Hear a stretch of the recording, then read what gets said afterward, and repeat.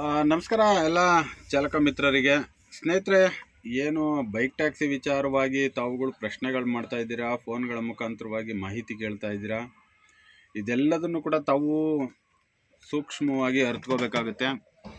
ಒಂದು ಕರ್ನಾಟಕ ಹೈಕೋರ್ಟ್ನಲ್ಲಿ ವಾದ ವಿವಾದ ಮುಗಿದ ನಂತರದಲ್ಲಿ ವಾದ ವಿವಾದ ಮುಗಿದ ಮೇಲೆ ಅದು ಫೈನಲಾಗಿ ಕೊಡಬೇಕಾಗಿರ್ತಕ್ಕಂಥದ್ದು ತೀರ್ಪನ್ನು ನಮ್ಮ ನ್ಯಾಯಾಧೀಶರು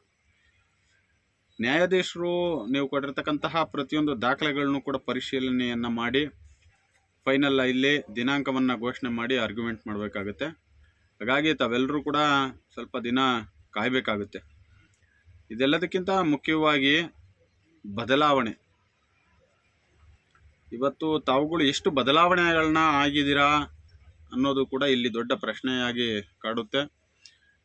ಅದರ ಜೊತೆಯಲ್ಲಿ ಇವತ್ತೇನು ದೊಡ್ಡ ಮಟ್ಟಕ್ಕೆ ಪಿಡುಗಾಗಿ ನಿಂತಿರ್ತಕ್ಕಂತಹ ಬೈಕ್ ಟ್ಯಾಕ್ಸಿ, ಇದನ್ನು ಕೂಡ ಹೇಗೆ ಮುಂದಿನ ದಿನಗಳಲ್ಲಿ ಎದುರಿಸಿ ನಿಲ್ಲಬೇಕಾಗುತ್ತೆ ಅಂತಕ್ಕಂಥದ್ದನ್ನು ಕೂಡ ತಾವುಗಳು ಯೋಚನೆ ಮಾಡಬೇಕಾಗುತ್ತೆ.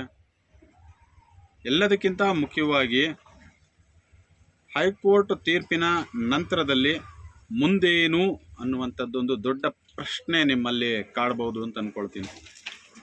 ಏಕೆಂದರೆ ಎಲ್ಲದನ್ನೂ ಕೂಡ ಸೂಕ್ಷ್ಮವಾಗಿ ಅಳೆದು ತೂಗಿ ಯೋಚನೆ ಮಾಡಿರೋದ್ರಿಂದ ಬಂದಿರತಕ್ಕಂತಹ ವಿಚಾರಗಳೇನು ಅಂದರೆ, ಇವತ್ತು ಕರ್ನಾಟಕ ಹೈಕೋರ್ಟ್ನಲ್ಲಿದ್ದಂತಹ ತೀರ್ಪು ಸಿಂಗಲ್ ಬೆಂಚು ಮತ್ತು ಡಬಲ್ ಬೆಂಚಿನಲ್ಲಿ ಫೈನಲ್ ಆದ ನಂತರದಲ್ಲಿ ಮುಂದೇನು ಅನ್ನೋದನ್ನು ಕೂಡ ನಾವುಗಳು ಕುಳಿತುಕೊಂಡು ಯೋಚನೆ ಮಾಡಬೇಕಾಗುತ್ತೆ. ತಾವುಗಳು ಇವತ್ತು ಏನು ಬೆಂಗಳೂರಿನ ಹಲವಾರು ವಿಚಾರಗಳಲ್ಲಿ ವಿದ್ಯಮಾನ್ಯಗಳು ಏನು ನಡೀತಾ ಇದೆ ಬೆಂಗಳೂರಿನಲ್ಲಿ, ಇದನ್ನು ಗಮನಿಸಿದಂಥ ಸಂದರ್ಭಗಳಲ್ಲಿ ನಮ್ಗಳಿಗೆ ಮೂಡೋದು ಒಂದೇ ಪ್ರಶ್ನೆ, ನಾವು ಯಾಕೆ ಹೋರಾಟವನ್ನು ಮಾಡಬೇಕು ಅಂತಕ್ಕಂಥದ್ದು. ಮತ್ತು ತಾವೆಲ್ಲರೂ ಕೂಡ ನೋಡಿರ್ಬೋದು, ನಾವು ಇನ್ನೊಬ್ಬರ ವಿಚಾರವಾಗಿ ಮಾತನಾಡುವಷ್ಟು ದೊಡ್ಡ ಮಟ್ಟಕ್ಕೇನು ಬೆಳೆದಿಲ್ಲ ಅಂತಲ್ಲ. ಅವ್ರುಗಳು ಅರ್ಥ ಮಾಡ್ಕೋಬೇಕು. ಚಾಲಕರ ಹೆಸರು ಹೇಳಿ ಎಷ್ಟು ದಿನ ಚಾಲಕರುಗಳ ಜೀವನದ ಜೊತೆಲಿ ಚೆಲ್ಲಾಟ ಆಡ್ತೀವಿ ಅಂತಕ್ಕಂಥದ್ದನ್ನು ನೋಡಬೇಕಾಗತ್ತೆ. ಇಲ್ಲೆಲ್ಲದಕ್ಕಿಂತ ಮುಖ್ಯವಾಗಿ ದುಡ್ಡು, ಹಣ ಅನ್ನೋದೇ ಅಂತಿಮವಾಗಿದ್ದರೆ ಅದನ್ನು ಬೇರೆ ರೂಪದಲ್ಲೂ ಕೂಡ ಸಂಪಾದನೆಯನ್ನು ಮಾಡ್ಬೋದು. ಚಾಲಕರುಗಳನ್ನೇ ಹಡ ಇಟ್ಟು ಸಂಪಾದನೆ ಮಾಡಬೇಕು ಅಂತಕ್ಕಂಥದ್ದು ಏನಿಲ್ಲ. ಆದರೆ ಯಾಕೋ ಗೊತ್ತಿಲ್ಲ, ಚಾಲಕರುಗಳು ಬದಲಾವಣೆಯನ್ನು ಬಯಸಬೇಕಾಗುತ್ತೆ. ಈಗೇನು ಬೆಂಗಳೂರಿನಲ್ಲಿ ಗ್ರಾಹಕರುಗಳು ಬದಲಾವಣೆ ಬಯಸಿದ್ದಾರೆ ಅಂತ ನಾವು ಹೇಳಿದ್ವಿ, ಮುಂದಿನ ದಿನಗಳಲ್ಲಿ ಚಾಲಕರುಗಳು ಕೂಡ ತಮ್ಮ ತಮ್ಮ ದಾರಿಗಳನ್ನ ತಾವೇ ನೋಡ್ಕೋಬೇಕಾಗುತ್ತೇನೋ ಅನ್ನುವಷ್ಟು ಮಟ್ಟಕ್ಕೆ ವ್ಯವಸ್ಥೆ ಕೆಟ್ಟೋಗಿದೆ ಅಂತ ನನಗನ್ನಿಸ್ತಾ ಐತಿ. ವಿಚಾರಗಳು ಏನೇ ಇರಲಿ, ಯಾರು ವಿಚಾರ ಕಟ್ಕೊಂಡು ನಮಗೇನಾಗಬೇಕು, ನಮ್ಮ ವಿಚಾರ ಇರ್ತಕ್ಕಂಥದ್ದು ಬೈಕ್ ಟ್ಯಾಕ್ಸಿಯ ವಿರುದ್ಧವಾಗಿ ಹೋರಾಟವನ್ನು ಮಾಡಬೇಕಾಗಿತ್ತು. ಅದನ್ನು ಮಾಡಿದ್ದೀವಿ.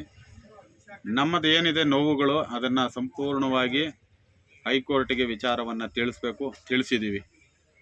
ಮುಂದೆ ನ್ಯಾಯ ಕೊಡ್ತಕ್ಕಂಥದ್ದು ನ್ಯಾಯಾಧೀಶರೋ ವಿನಃ ನಾನು ಅಲ್ಲ, ಯಾವ ನಾಯಕರೂ ಅಲ್ಲ. ನಿಮ್ಮ ಬದುಕು ಉಳಿದಿರ್ತಕ್ಕಂಥದ್ದು ಒಬ್ಬ ನ್ಯಾಯಾಧೀಶರ ಕೈಯಲ್ಲಿ. ಹಾಗಾಗಿ ಆ ಭಗವಂತನಲ್ಲಿ ನಾವು ಕೂಡ ಪ್ರತಿದಿನ ಬೇಡ್ಕೊಳ್ತೀವಿ. ದುಡಿದು ತಿನ್ನುವಂತಹ ವ್ಯಕ್ತಿಗಳಿಗೆ ದುಡಿಮೆಯೇ ಆಧಾರವಾಗಿರೋದ್ರಿಂದ ಆ ದುಡಿಮೆಯನ್ನು ಕಿತ್ಕೊಳ್ಳದೆ ಇರೋಷ್ಟು ಮಟ್ಟಕ್ಕೆ ದೇವರು ಶಕ್ತಿಯನ್ನು ಕೊಡಲಿ ಅಂತ ಕೇಳ್ಕೊಳ್ತೀವಿ.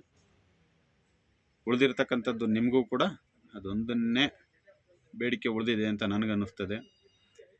ವಿಚಾರಗಳು ತುಂಬ ಇದೆ ಮಾತಾಡ್ತಕ್ಕಂಥದ್ದು, ಆದರೆ ಸರಿಯಾದ ಸಮಯ ಅಲ್ಲ ಅಂತ ನಮಗನ್ನಿಸ್ತಾ ಇದೆ. ಇಲ್ಲಿ ಇಂಥ ಸಮಯದಲ್ಲಿ ಮಾತಾಡಿದಂಥ ಸಂದರ್ಭದಲ್ಲಿ ಪ್ರತಿಯೊಂದು ಕೂಡ ತಿರುಗಿ ಬೀಳುವಂತಹ ಸಾಧ್ಯತೆಗಳೇ ಜಾಸ್ತಿ ಇದೆ. ಹಾಗಾಗಿ ಏನು ತಾವೆಲ್ಲರೂ ಕೂಡ ಫೋನ್ ಮುಖಾಂತರವಾಗಿ ಕರೆ ಮಾಡಿ ಕೋರ್ಟ್ನ ವಿಚಾರವಾಗಿ ಏನಾಯಿತು ಅಂತ ಕೇಳ್ತಾ ಇದ್ದೀರಾ. ಅದು ಈ ಕರ್ನಾಟಕದ ಉಚ್ಚ ನ್ಯಾಯಾಲಯದ ನ್ಯಾಯಾಧೀಶರೇ ತೀರ್ಮಾನ ಮಾಡಬೇಕಾಗಿರೋದ್ರಿಂದ ಅದು ಬಂದ ನಂತರದಲ್ಲಿ ನಿಜವಾಗ್ಲೂ ಕೂಡ ತಮ್ಮಗಳಿಗೆ ತಿಳಿಸಿಕೊಡುವಂತಹ ಕೆಲಸ ಕಾರ್ಯಗಳನ್ನ ಮಾಡ್ತೇವೆ ಸ್ನೇಹಿತರೆ. ಅಲ್ಲಿವರೆಗೂ ಕೂಡ ದುಡಿಮೆ ಮಾಡ್ತಾಯಿರ್ರಿ, ಉತ್ತಮ ನಾಗರಿಕರಾಗ್ರಿ, ಉತ್ತಮ ಸೇವಕರಾಗಿ ತಮ್ಮ ಕುಟುಂಬದ ಜವಾಬ್ದಾರಿ ತಮ್ಮ ಮೇಲೆ ಜಾಸ್ತಿ ಇರೋದರಿಂದ ದುಡಿಮೆ ದೇವರು ಅಂತೇಳಿ ಕಾಯಕವನ್ನು ಕೈಲಾಸ ಮಾಡ್ಕೊಳ್ಳಿ ಅಂತೇಳಿ ಕೇಳ್ಕೊಳ್ತೇನೆ ಸ್ನೇಹಿತರೆ. ಧನ್ಯವಾದ.